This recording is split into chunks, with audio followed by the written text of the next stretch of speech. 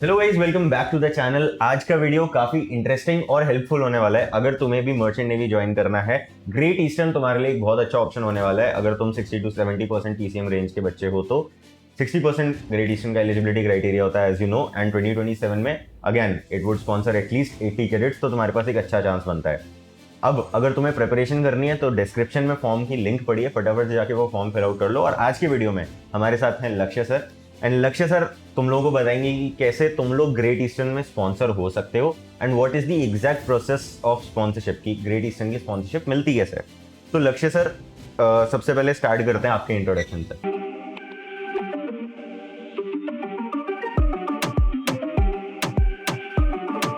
Hello everyone, I am Cadet Lakshay Purohit. I am sponsored by Great Eastern and I am currently in my waiting period. ठीक है, आपकी all India rank कितनी थी अपने time मेरी पे? All India rank थी 6637 and आपका पीसीएम कितना था? मेरा 69%। 69। एंड आपने ग्रेट ईस्टर्न का स्पॉन्सरशिप निकाला। यस। तो लक्ष्य सर, मेरे को ये बताओ कि प्रोसेस कैसे स्टार्ट होता है। सबसे पहले अपन रिटन एग्जाम देते हैं, तो रिटन एग्जाम के क्या क्राइटेरियाज रहते हैं? सर रिटन एग्जाम में कैसा रहता है, बहुत सारे कैंडिडेट्स जो रहते हैं वो आउट हो जाते हैं। द रीज़न इज एक पर्टिकुलर पर्सन रहता है जो बैठा रहता है जिसका 80 कैंडिडेट्स होंगे अप्रॉक्स, और अगर एनीथिंग मतलब कोई भी मूवमेंट होता है तो तुरंत वो आउट कर देता है। तो वो एक रीज़न रहता है कि बहुत सारे कैंडिडेट्स आउट हो जाते हैं, तो उनको एकदम पर्टिकुलरली एकदम स्ट्रेट बैठना है और ज़्यादा मूवमेंट नहीं करना है। एसक्यूएल सॉफ्टवेयर है ना शायद? हाँ, एसक्यूएल तो है। एसक्यूएल पे देयर इज वन क्राइटेरिया कि मतलब अगर तुमने थोड़ा सा भी मूवमेंट करा या कोई नॉइस आ गई या कुछ भी हुआ, कुछ भी। तो तुम्हारा टेस्ट वहीं की वहीं टर्मिनेट होता है ना। हर साल का है ये, मतलब फेब बैच में भी, अगस्त बैच में भी, हर साल काफी बच्चों का ये टेस्ट टर्मिनेट होता है। इसलिए ऑफलाइन अकेडमी तो हम बकायदा यहाँ बैठा के बच्चों को टेस्ट दिलवाते हैं कि वो यहाँ बैठ जाएं और हमारे सामने बैठ के टेस्ट दें, ताकि उनका रिजेक्ट ना हो। बट सर मान लो फिर भी रिजेक्ट हो जाता है टेस्ट, तो क्या हमारे पास कुछ ऑल्टरनेट होता है? मेल कर सकते हैं, बट मेल का ज्यादातर रिप्लाई नहीं आता है और रीटेस्ट के लिए आपको फिर से फॉर्म भरना पड़ता है। फिर से फॉर्म भरते तो बेसिकली नेक्स्ट डेट, मतलब हाँ, आपको तो दोबारा वापस रीटेस्ट देना दोबारा पड़ता है। अगर तुमने एकदम लास्ट में जाके फॉर्म भरा है और तुम्हारा टेस्ट कैंसिल हो गया, तो तो तुम्हें दोबारा चांस भी नहीं मिलेगा। इसीलिए कहते हैं कि फॉर्म तुरंत भर देना। ठीक है सर, रिटन क्लियर हुआ। मतलब रिटन का वो क्या होता है, subject wise division? Subject wise physics, chemistry, math, aptitude और इंग्लिश का डिवीजन रहता है। सारे क्वेश्चंस अटेम्प्ट करने मैंडेटरी रहते हैं। क्वेश्चंस आते रहते हैं line by line, previous question पे जा नहीं सकते, और पर्टिकुलर एक कट ऑफ निकलता है हर एक क्वेश्चंस का। तो जो जब आप पर्टिकुलर कट ऑफ क्लियर करते हैं तो आपका सिलेक्शन प्रोसेस में आगे नाम आता है। ठीक वो है। रहता है। और उसके बाद नेक्स्ट? उसके बाद इंटरव्यू के लिए, इंटरव्यू का कैसे प्रोसेस रहता है, स्टार्टिंग की डेट्स में वो लोग रिटर्न एग्जामिनेशन लेते हैं जो लाइब्रेरी में जाके लेते हैं। मे बी फर्स्ट और सेकंड डे पे लेते हैं, उसके बाद में वो लोग वो भी बंद कर देते हैं। तो पर्टिकुलरली कैसा रहता है, अगर 100 कैंडिडेट्स ऑलमोस्ट जाते हैं इंटरव्यू देने, अगर रिटर्न हो रहे हैं तो 30 कैंडिडेट्स को वो वहाँ आउट कर देते हैं और 70 के अप्रॉक्स बच्चे इंटरव्यू देते हैं। इंटरव्यू के स्लॉट्स बने हुए रहते हैं, बाकी फिर इंटरव्यू प्रोसेस स्टार्ट हो जाता है उनका वैसे। ठीक है। एंड ग्रेट ईस्टर्न का जैसा मैंने सुना है कि मतलब बच्चे भी इधर प्रिपेयर करते हैं, तो ग्रेट ईस्टर्न में क्या होता है ना कि इंटरव्यू का लेवल इज वेरी टफ। मतलब मॉडरेट टू टफ के बीच में ही रहता है तुम्हारा उसका इंटरव्यू। कैसे, जैसे टेक्निकली बहुत करेक्ट साउंड करना पड़ता है कैंडिडेट को। अगर वो टेक्निकली मतलब एक पीक लेवल तक ले जाते हैं, मैं ये बताऊंगा कि जैसे और भी कैंडिडेट्स जो मेरे साथ इंटरव्यू दे रहे थे, उनकी क्या मिस्टेक थी कि वो एक्स्ट्रा में आंसर दे रहे थे, मतलब जितना पूछा उसके नहीं अलावा। And the interviewers those are sitting over there means like, फिर वो एकदम पीक लेवल पे जाएंगे कि हाँ और बताओ और बताओ और बताओ, उसमें बच्चा अटक जाता है। तो ट्राई करो कि टेक्निकली जो भी वो जितना पूछ रहे हो उतना आंसर दो, एंड गलत आंसर देने का ट्राई मत करो। अब जैसे एक फेवरेट क्वेश्चन है ग्रेट ईस्टर्न का, दैट वो वर्किंग प्रिंसिपल ऑफ अप्लायंसेस, कि रेफ्रिजरेटर का वर्किंग ये तो प्रिंसिपल क्या मतलब है? मैंडेटरी है सबको। और एक दो क्वेश्चंस और जैसे पूछे जाते हैं, जैसे कि आपका मतलब जब आप यहाँ आए हो तो कैसे आए हो, वो एक प्रोसेस बहुत ज्यादा पूछ जाता है। और कुछ ऐसे यहाँ आए हो मतलब जो आपका रूट है, जर्नी? हाँ, कैसे आए हो, बाय ट्रेन, बाय बस, वैसे कैसे आए हो यहाँ पर यहाँ तक, ऐसे क्वेश्चन। मतलब you need to be very, जैसे कहते हैं ना, प्रेजेंस ऑफ माइंड रखना बहुत ज्यादा जरूरी है। मतलब you need to note everything that is happening around you.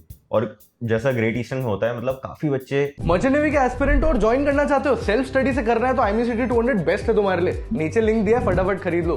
लेकिन अगर चाहते हो कोचिंग से 1% से 75% सिलेक्शन रेट हो जाए, बडिंग मरीनर्स की कोचिंग A1 है। नीचे लिंक दिया है गूगल फॉर्म का, उसको भरो एंड 1-on-1 गाइडेंस मिलेगी फ्री ऑफ कॉस्ट। क्योंकि 60% का एलिजिबिलिटी क्राइटेरिया है, तो very much students are enthusiast. और अभी उन्होंने स्टाइपेंड भी बढ़ा दिया है, अभी $600। तो लक्ष्य सर के भी चेहरे पे तुम्हें स्माइल दिख रहा होगा।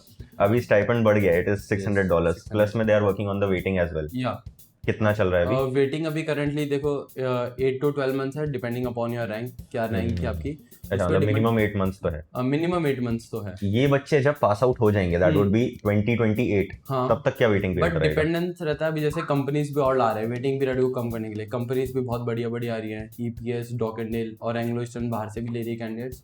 और कुछ पहले स्टीमशिप भी अभी आई थी करंटली। तो कंपनीज आ रहे हैं, वो लाते जा रहे हैं, डिपेंड करता है। कुछ जब सेम 1 में आ रही है तो पीसीएम में डिपेंडेंस था, और सेम 2 में आ रही है तो आपका स्कोर के ऊपर डिपेंड रहेगा सेम 1 में क्या स्कोर है। तो वो दे आर ट्राइंग टू मतलब reduce it at the maximum level पे जितना If कर you सकते guys do not know, Great Eastern में once you take admission into Great Eastern Maritime Institute, तो वहाँ पे you have an option to sit again for the placements. काफी सारी कंपनीज इंटरनली आती हैं, and that is why Great Eastern मैं कहता हूँ काफी ज्यादा अच्छा स्पॉन्सरशिप कंपनी बनता है तुम्हारे लिए, क्योंकि तुम्हारे पास ग्रेट ईस्टर्न का स्पॉन्सरशिप तो है ही, साथ में तुम्हें कॉलेज में जाने के बाद एक्स्ट्रा कंपनीज में बैठने का भी मौका मिलता है। तो इफ यू गेट स्पॉन्सर्ड, तुम वहां से अपना कैडेटशिप करोगे, नहीं स्पॉन्सरशिप मिलती है तो तुम ग्रेट ईस्टर्न से अपना कैडेटशिप करोगे। In either case there is nothing to lose and there is good to win. तो ग्रेट ईस्टर्न बढ़िया ऑप्शन बन जाता है। ठीक है सर, तो अभी इंटरव्यू हो गया, इंटरव्यू के बाद फिर आपका नेक्स्ट डे आपको इवनिंग मतलब उसी दिन आपको इवनिंग में मेल आ जाएगा, if you have cleared then you have to go for your medicals रहता है अपना। नेक्स्ट डे आपको मेडिकल के लिए जाना पड़ेगा, मेडिकल का प्रोसेस हो जाता है। फिर उसके बाद में जैसे टोटल जितने भी इंटरव्यू थे वो कंप्लीट हो जाएंगे, उसके 15-20 डेज या 1 मंथ के अंदर में आपको सिलेक्शन प्रोसेस का मेल आएगा। They will tell you. Medicals में बच्चे रिजेक्ट होते हैं? मेडिकल्स में वो लोग कैसा रहता है, मतलब अगर कोई पर्टिकुलर किसी बच्चे को सपोज करो लेसिक करवानी है, तो they will give them a time of 1 week, you have to report to that clinic whichever it is there. So आप वहाँ पे रिपोर्ट कर दोगे अगर 1 वीक में, तो you are accepted at that time. If you are not then you are rejected. अच्छा, इस बार भी काफी बच्चों को बीएमआई पर भी रिजेक्ट करा है। तो एक बच्चा था ऑनलाइन का, उसका टेस्ट अच्छा गया, he got a very good rank in IMECT as well, but उसका बीएमआई 16.9 था and he gave his medicals, BMI उसका 16.9 आया उधर, and they give him a time कि एक हफ्ते के अंदर अंदर अपना बीएमआई सॉर्ट कर लो। 18.1 भी होगा, will give you sponsorship, but apart from that we can not. अब देखो, उसको लगभग 7 से 8 किलो गेन करना था एक हफ्ते में। That is physically practically impossible, so he just couldn't do anything. तो वो वाली बात हो जाती है। मतलब अगर तुम्हें ग्रेट ईस्टर्न का स्पॉन्सरशिप चाहिए तो that is really important that you need to work on everything, starting from your returns, जिसमें आपको एक अच्छा स्कोर लाना पड़ता है क्योंकि मेरिट वहीं से डिसाइड होती है। देयर आफ्टर योर इंटरव्यूज, क्योंकि उसका लेवल अच्छा रहेगा, you need to be good with your communication skills, तुम्हें बोलना आना चाहिए और तुम्हें टेक्निकल के आंसर्स पता होने चाहिए। Then you move on to your medicals, again तुम्हें वहां भी आउट परफॉर्म करना है, you need to be fit, eyesight सही होना चाहिए। मेडिकल्स के बाद मेडिकल्स में देखो, आपने जैसे बोला कि अगर रिजेक्ट करते हैं क्या, they will particularly mark in your, जो भी आपको शीट मिलती है आपके मेडिकल्स की, उसके अंदर मार्क कर देंगे ये दिक्कत है। बाद में अगर मेडिकल के बाद में आपको 1 मंथ के बाद में आपको मेल आ जाएगा, if you have selected in the top list. Waiting list में भी कैंडिडेट्स रहेंगे और टॉप लिस्ट में रहेंगे। टॉप लिस्ट वाले को बोल देंगे विद इन 3 डेज या 4 डेज आपको 40,000 पे करके सीट बुकिंग करवानी है। If you are not booking your seat at that particular time, you will be rejected. और जो भी वेटिंग वाले कैंडिडेट्स हैं उनको मौका मिल जाएगा। दे विल टेल देम कि 1 दिन में या 2 दिन में आप अपनी सीट बुकिंग करवा के अपना प्रोसेस करवा सकते हो। तो ये रहता है पर्टिकुलर। अच्छा सर, अब ये बताओ, ये तो हो गया पूरा प्रोसेस। अब अगर किसी बच्चे को प्रिपेयर करना है तो डिस्क्रिप्शन में जो फॉर्म पड़ा है वो भरने के अलावा वो क्या कर सकता है अपनी प्रिपरेशन बेस्ट करने के लिए? क्या कर सकता है, देखो पर्टिकुलरली मैं ये बोलूँगा, अगर किसी को बच्चे को क्लियर करना है तो अपने टेक्निकल क्वेश्चंस को एकदम बढ़िया से प्रिपरेशन करना पड़ेगा। अगर वो टेक्निकली बढ़िया क्वेश्चन और उसको जो प्रीवियस क्वेश्चन है, जो रिपीटेड क्वेश्चन पूछे जाते हैं, अगर वो प्रिपरेशन करके नहीं जा रहा तो वो एक लॉस करवा रहा है खुद का। तो ही नीड टू बी, मतलब कि जो भी क्वेश्चन पूछेगा वो पढ़ेगा एटलीस्ट। और जो करंटली जो पिछले साल, जैसे सपोज करो अगर फैब बैच में प्रिपरेशन कर रहा है तो अगस्त बैच में क्या पूछेगा है, वो सेम टू सेम क्वेश्चन पूछे जाएंगे। तो उनको ये सारी चीजें भी प्रिपरेशन करना बहुत ज्यादा जरूरी है। जैसे अभी जो अगस्त बैच था, अगस्त 2026 में, इसमें सब बच्चों को आपने डील करा था ग्रेट ईस्टर्न के, आपने और विशेष सर ने, ठीक है? तो अपने कितने सिलेक्ट 55 बच्चे सिलेक्ट हो गए ग्रेट ईस्टर्न में अभी तक। एंड आप क्या एक जितने 55 बच्चे सिलेक्ट हुए हैं उनमें आपने एक कॉमन ट्रेंड क्या नोट करा था? कॉमन ट्रेंड पर्टिकुलरली कैसा था, मतलब मेरे बेसिस क्या था कि मतलब जो भी हमें पूछा गया, जैसे मैं जब था तो उस टाइम पे भी सेम क्वेश्चन पूछे जा रहे थे और अभी भी करंटली सेम क्वेश्चन। तो मेरा ये रहता था कि कैंडिडेट्स को वही क्वेश्चन को बार बार रिपीटेडली प्रिपरेशन करवाएं।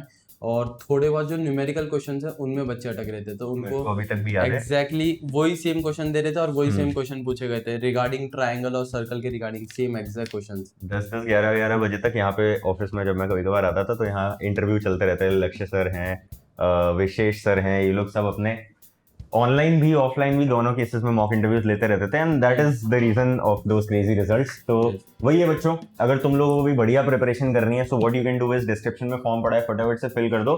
बाकी हाँ, ऐसे ही क्रेजी मेंटोर्स रहते हैं बडिंग मरीनर्स में, फटाफट से वीडियो को लाइक करके चैनल को सब्सक्राइब भी कर लेना। मिलते हैं फिर अगले वीडियो में।